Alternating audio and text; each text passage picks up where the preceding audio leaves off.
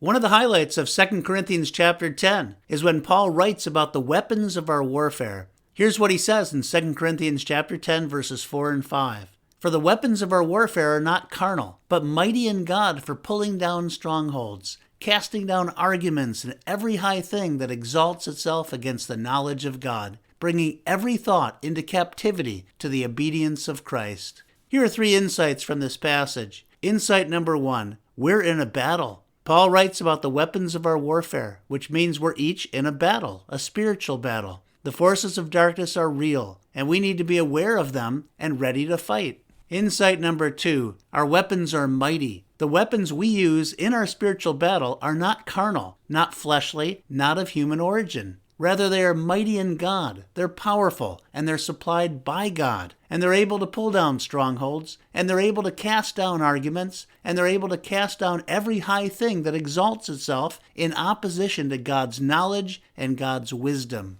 And insight number 3, the battleground involves our minds. Paul points out that our goal in this battle is to bring every thought into captivity to the obedience of Christ. In other words, our thoughts are not to run recklessly free. Rather, they are to be submitted to Christ. And God has given us the grace to reject thoughts that run counter to the knowledge and wisdom of Christ. Thus, we are to take every thought of temptation captive. We're to take every doubt about God's goodness captive. And we're to take every lie of the enemy captive. In reflection, are you and I realizing that we're in a battle? Are we convinced that the weapons we've been given are powerful? And are we purposing to take every thought captive, every temptation, every fear, every doubt, and every lie of the enemy?